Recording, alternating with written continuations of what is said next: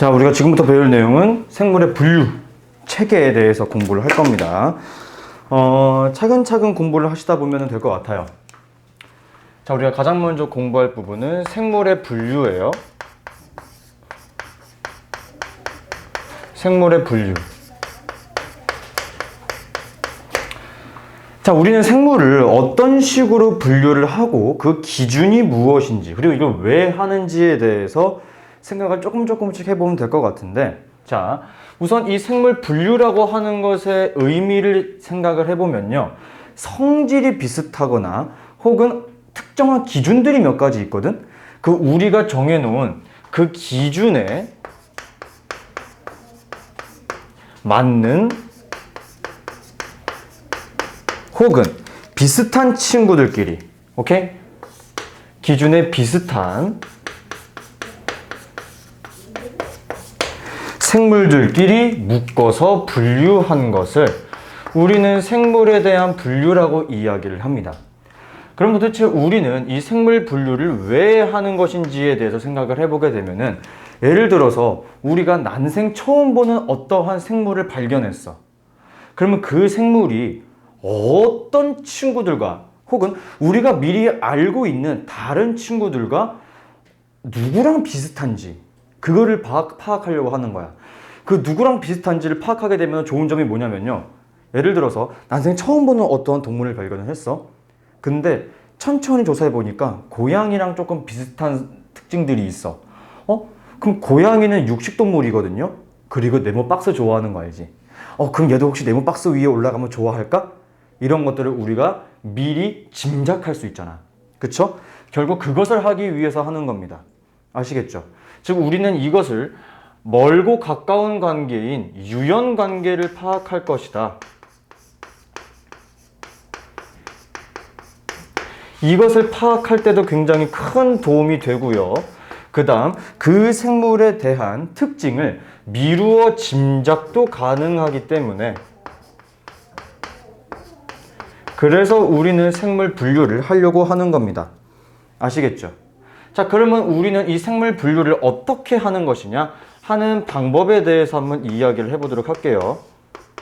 자, 우리가 생물을 분류하는 방법은 크게 두 가지가 존재해요. 첫 번째, 사람이 정해놓은 기준으로 분류하는 것. 우린 이것을 인위 분류라고 합니다.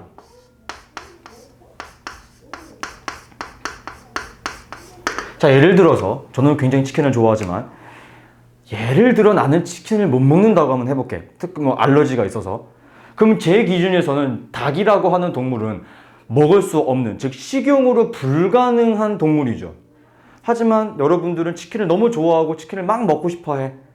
그럼 치킨을 먹을 수 있는 동물로 분류가 가능하죠. 어때요? 제가 분류한 기준과 여러분들이 분류한 기준이 같아요, 달라요? 다르죠. 그게 가장 큰 문제점이라고 이야기할 수 있는 겁니다. 그러므로 인위 분류는 사람마다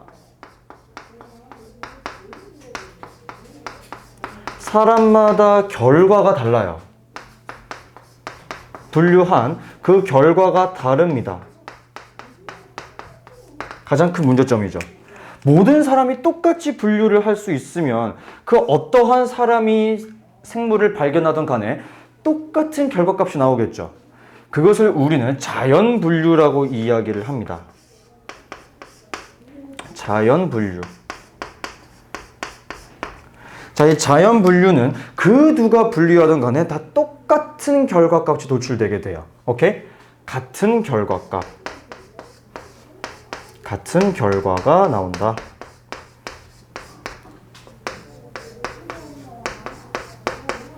굉장히 중요한 내용입니다. 그럼 우린 도대체 이 자연 분류를 어떻게 진행을 하길래 같은 결과가 나오는 것인가 라고 생각을 해보게 되면은, 조금 이거는 암기해 주셔야 돼요. 첫 번째, 겉모습.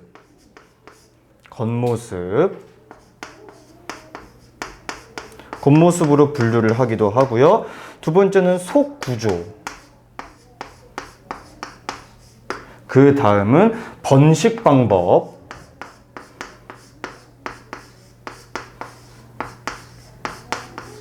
그 다음은 발생 과정.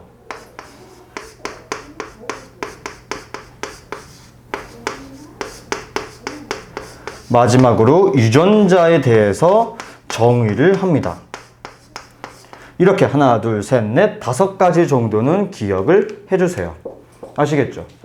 자, 우리는 이러한 방법으로 자연 분류를 진행을 할 건데, 자, 이거를 우리가 생물의 분류 단계라고 이야기를 하고요.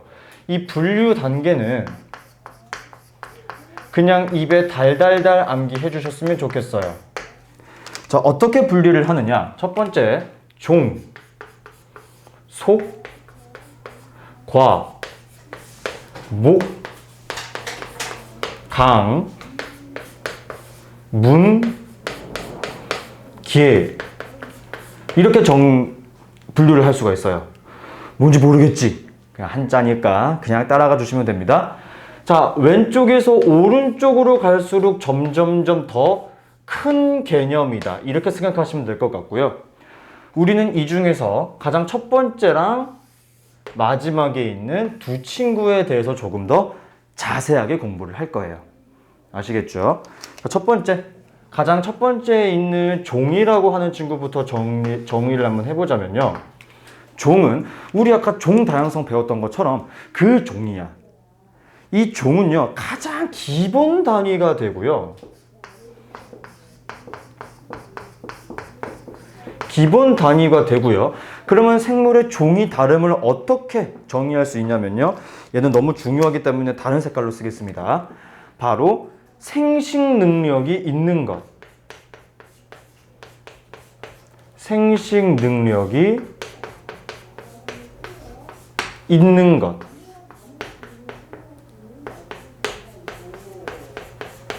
근데 누가 생식 능력이 있어야 되는 것이냐? 바로 그 둘의 자손이. 이해하셨습니까? 자, 무슨 소리인지 제가 설명을 한번 해볼게요. 자, 간단한 예시를 한번 들어보도록 하겠습니다. 우리 과거에는 노새라고 하는 생물이 존재했어요. 노새. 자, 이 노새는 뭐냐면요. 말과 그 다음 당나귀를 교배를 시킵니다. 그래서 태어난 게 노새예요. 근데 이 노새는 생식 능력이 없어. 뭐라고? 생식 능력이 없습니다. 즉, 이 둘의 자손인 노새는 생식 능력이 없다. 자, 여러분, 생식 능력이 없다라고 하는 것은 뭐냐면요. 자손을 낳을 수 없어요. 즉, 한 번 이렇게 태어난 노새는 죽으면 그 다음 자손을 낳을 수가 없다라는 소리예요. 그럼 여러분, 말과 당나귀 사이에서 태어난 노새는 생식 능력이 없기 때문에 말과 당나귀는 서로 다른 종인 거예요. 아시겠죠? 그래서 이 둘은 서로 다른 종이에요. 아시겠죠? 하지만 강아지의 한 종류인 얘는 이름이 뭐니? 진돗개와 풍산개는 같은 종이다라고 하는 여기서 얘는 또 뭐야? 진돗개랑 풍산개 사이에서 태어난 어떠한 강아지가 있어요. 얘는 또 이거를 예시를 들었네.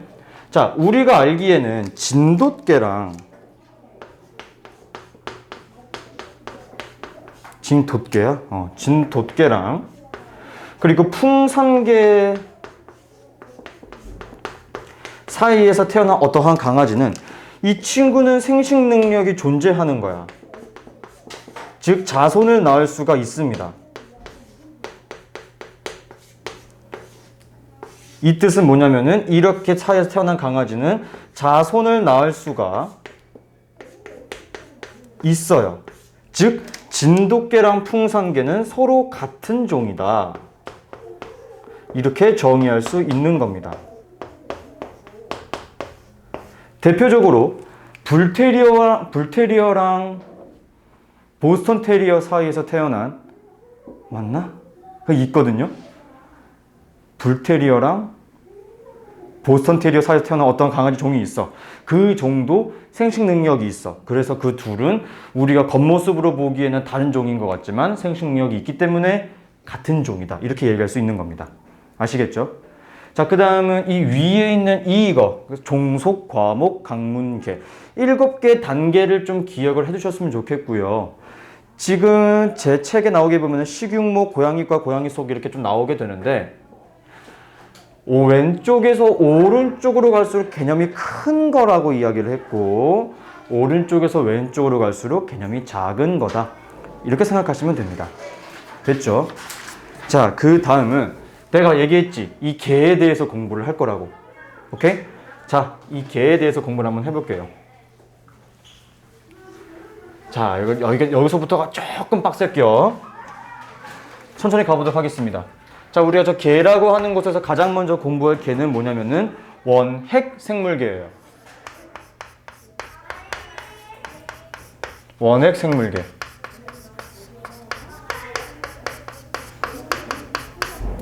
자, 원핵 생물개 같은 경우는요, 핵막이 없고 단세포 생물이고 뭐 여러 가지 내용들이 존재를 합니다. 자, 저는 여기서 이거 한마디 하고 넘어가도록 할게요.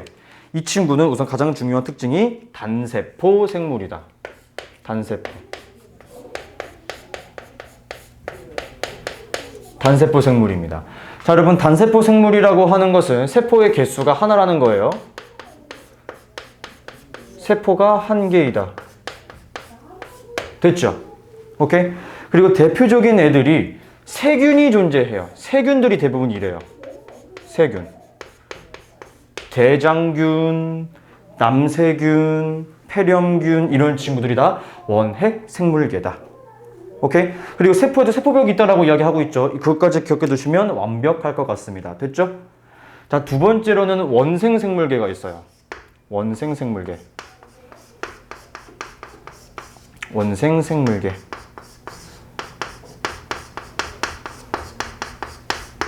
자, 원생 생물계라고 하는 친구는 뭐냐면요, 진핵세포로 이루어져 있다라고 얘기를 하고 단세포도 있고 다세포도 있어요. 이것도 하나 기억해 두세요.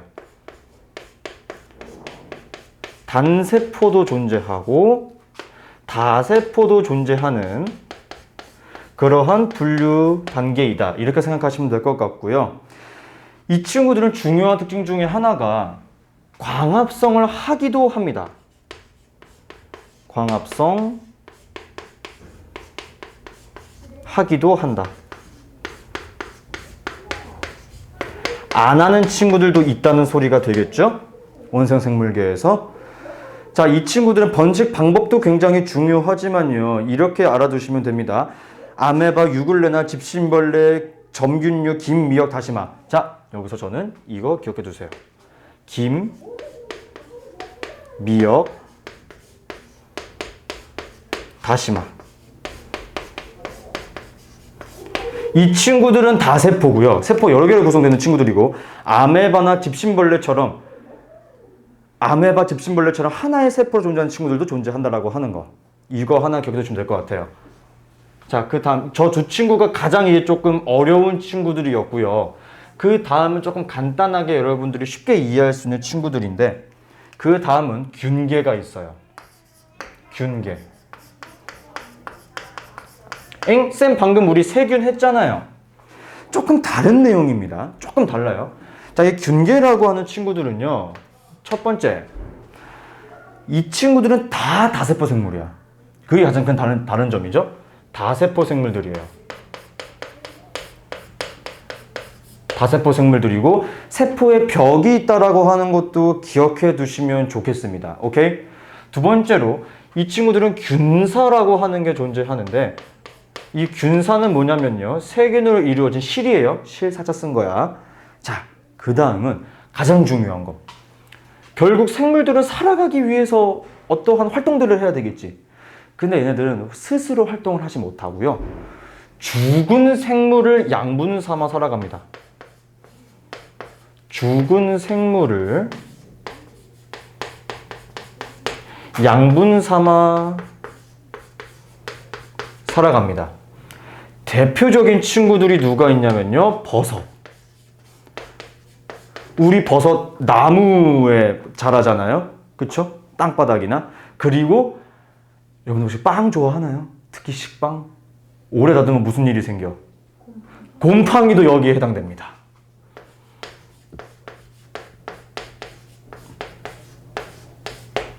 아시겠죠?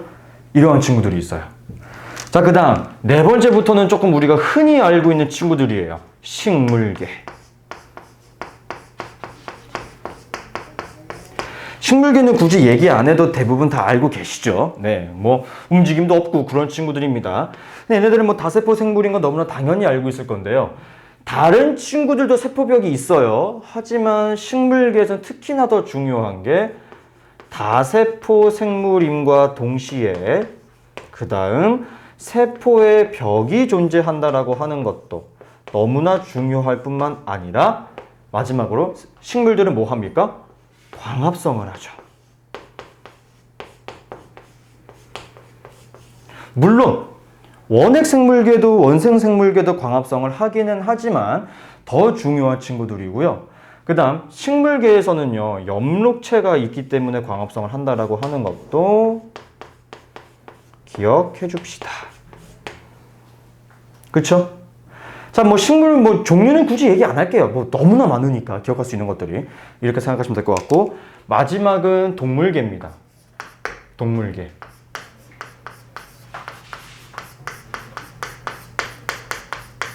자, 동물계도 너무나 많이 잘 알고 계시는 친구들일 거예요. 그래서 간단하게만 이야기해보자면 이 친구도 다 다세포로 이루어진 친구들이고요. 하지만 이 친구는 세포벽은 없죠. 동물 세포들은 유일하게 세포벽이 존재하지 않아요. 저것도 굉장히 중요하고요. 그 다음은 동물계는 원핵, 원생, 균계, 식물계보다 더 큰, 더 많은 운동성이 존재합니다. 그리고 동물계는 스스로 양분을 만들어내지 못하죠. 그쵸? 스스로 양분을 생성하지 못한다. 그래서 잡아먹죠? 다른 생물들을. 저것도 하나 기억해 두시면 좋겠습니다. 됐죠? 자, 이게 가장 기초적인 내용들이고요. 여기에 제가 말씀드린 거 말고 조금 많은 내용들이 포함되어 있죠. 그래서 여기 뒤에 보시게 되면은 5개 정리하면서 광합성을 하는지, 세포벽은 있는지, 그쵸? 세포 수는 어떻게 되는지에 대한 정리도 있고요.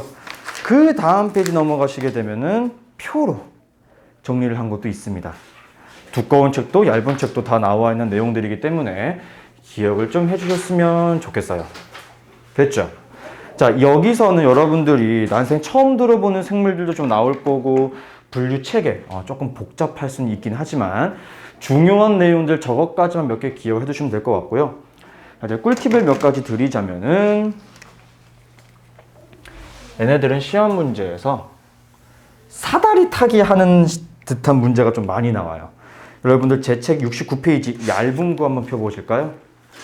얇은 책 69페이지 보시게 되시면은 사다리 타는 문제가 종종 나오게 됩니다. 이거 사다리라고 표현하는 게 맞나? 그 예, 아니요로 구분해가지고 점점 떨어지는 문제들 있잖아요. 네, 사다리 문제가 주로 등장하게 되고요. 그 다음은 제가 이것 꼭 말씀드리고 싶었어요. 이 분류 체계에서 가장 많이 나오는 게요, 세포벽 물어볼 거예요. 세포벽 물어볼 거고요. 그 다음은 광합성 물어볼 거예요. 아시겠죠? 왜냐? 저 두 친구를 자주 물어볼 수밖에 없는 이유가 세포벽이랑 광합성이 생각보다 많은 생물계에서 하는 역할이에요. 그쵸? 우리 분류했던 거 다시 보면요. 원핵 생물계에서도 광합성을 하기도 해요. 그쵸? 원핵 생물계에서도 광합성을 하기도 합니다. 그 다음은 원생 생물계도 광합성을 하기도 해요. 그쵸? 그 다음은 식물계에서도 광합성을 하죠. 그래서 저 두 친구는 굉장히 자주 물어볼 거예요. 그 다음으로 제가 말씀드리고 싶은 친구 중에 하나는 바로 단세포 생물과 다세포 생물인데요. 단세포와 다세포도 주로 물어볼 거예요. 근데 여러분 아시다시피 단세포 생물은 제일 먼저 공부했었던 원핵 생물계 애들이 대부분 다 단세포 생물이었는데, 그 다음 중요한 거, 원생 생물계에도 단세포가 존재했다라는 거. 이것도 조금 중요할 것 같고요. 그 다음은 다세포 생물은 나머지 다예요, 사실. 원생 생물계도 다세포로 존재하지만 균계도, 그 다음 식물계도, 그 다음 동물계도 다 다세포죠. 그쵸? 그렇기 때문에 저거는 꼭 기억을 해주셨으면 좋겠습니다. 됐나요? 됐죠? 네. 자, 그 다음 하나 기억하셔야 될 것. 자, 가장 중요한 친구입니다. 얘는 제가 다른 색으로 쓸게요. 정말 중요한 친구. 핵이 있다와 핵이 없다. 자, 여러분, 핵이 없는 친구가 하나가 있어요. 이 핵이라고 하는 것은 유전적인 정보들을 저장하는 하나의 저장 공간입니다. 저장 공간. 흔히 얘기해서 USB라고 생각하시면 돼요. 이 USB가 있는가 없는가. 딱 하나만 없어요. 누구냐? 바로 원핵 생물계만 핵이 없습니다. 원핵 생물계만 핵이 없다. 나머지는 다 핵이 있어요. 됐죠? 저것까지 기억을 좀 해주셨으면 좋겠습니다. 됐나요? 자, 이거 사실 문제 풀다 보면 조금 많이 복잡하고 어려울 거예요. 그러니까 오늘 조금 문제풀이 하면서 모르는 거 있으면 저한테 질문해 주시면 되겠습니다. 됐죠? 수업 여기까지.